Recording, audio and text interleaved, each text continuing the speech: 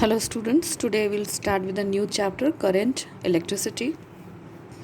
So in electrostatics we have learnt about stationary charges and their consequence in the vicinity. In this chapter we shall study about the charges in motion. So first we consider two charged conductors A and B at different potentials mounted on insulated stands. So let A is at higher potential than B. The electric charge therefore starts flowing from A to B through the metal wire connecting them. The flow of charge continues till they attain the same potential.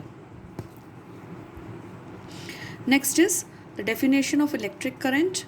So it is defined as the rate of flow of charge.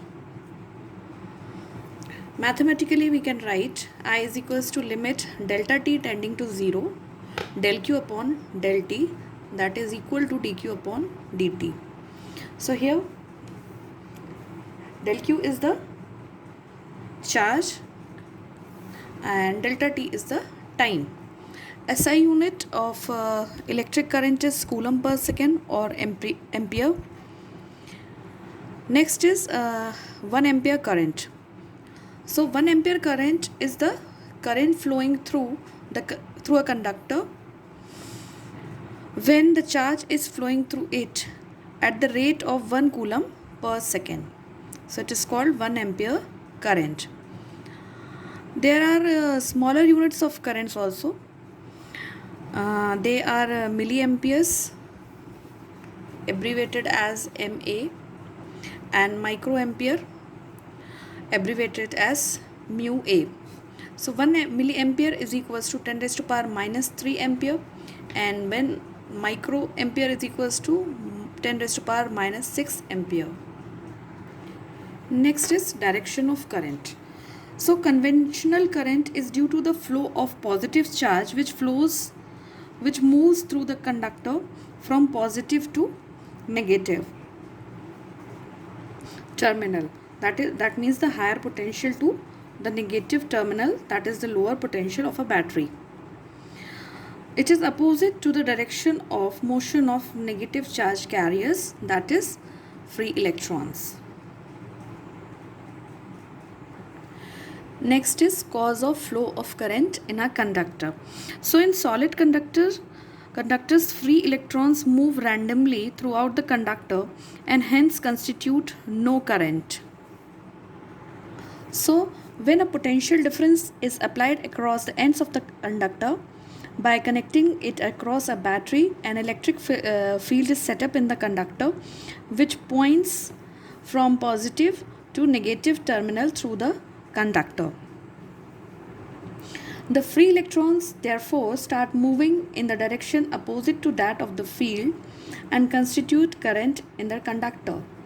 Thus the charge carriers or current carriers in solid conductors are free electrons. In case of electrolytes, these are positive and negative ions.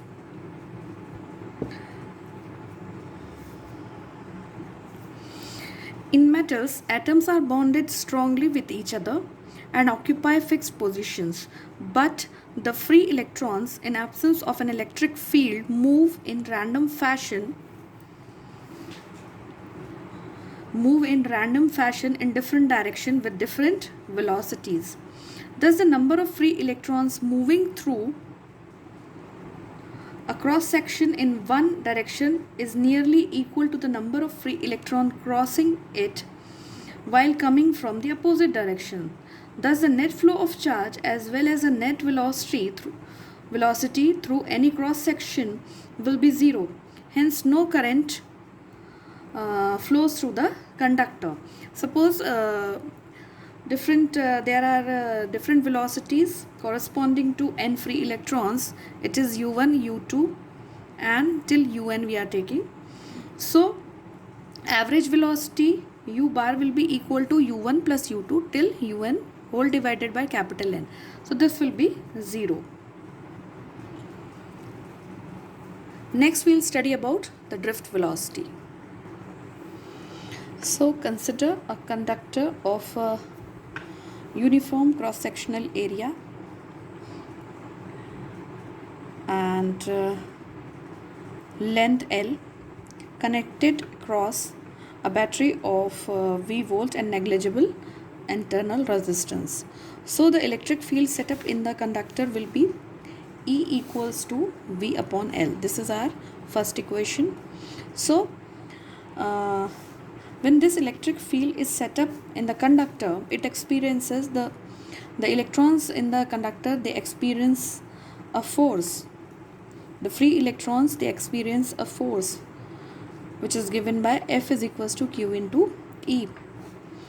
This is also equals to minus E into E, because here the charge is electron. So when this free electron experiences a force, it gets accelerated. So acceleration is equals to force upon mass.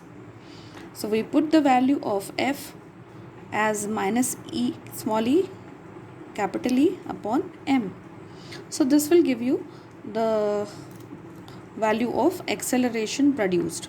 Here m is the mass of electron and E is the charge of an electron. Here the negative sign indicates free electron, they accelerate in the direction opposite to the electric field.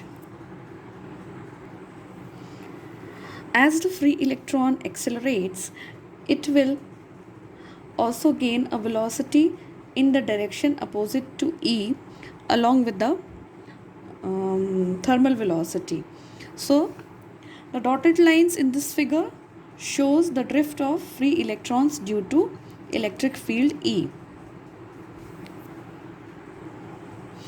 The final velocity of the free electrons just before it collides with the positive ion or atom of the conductor will be given by first equation of motion, that is V1 is equals to U1 plus AT1.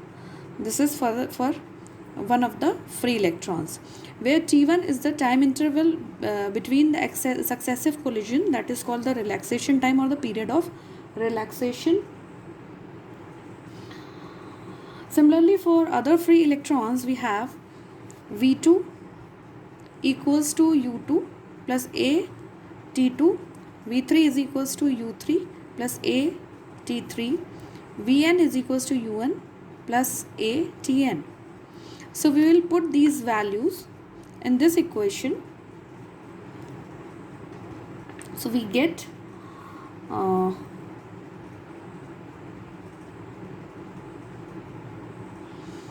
V1 plus V2 till Vn is equals to U1 plus U2 till Un plus A within the bracket T1 plus T2 plus till Tn.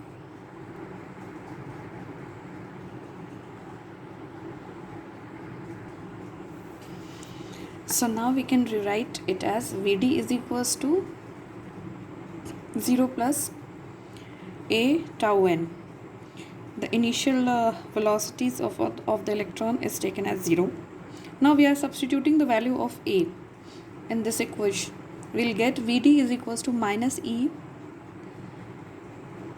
upon m into tau n, or Vd equals to minus E into V upon m into L into tau n.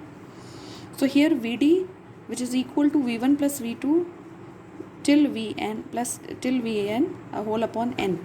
This is the average velocity of drifting electrons, and tau n is equals to T1 plus T2 till Tn upon n is the average period of relaxation. Thus drift velocity may be defined as the average velocity of the free electrons with which they move in a conductor under the influence of electric field.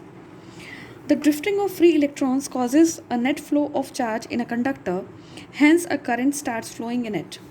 Although the charge on the electrons is very small, of the order of minus 1.6 into 10 raised to power minus 19 coulomb, and the drift velocity is also very small, of the order of 10 raised to power minus 5 meter per second. Still, a large current can be set up in the conductor, it is due to the extremely large number of free electrons per unit volume in the conductor.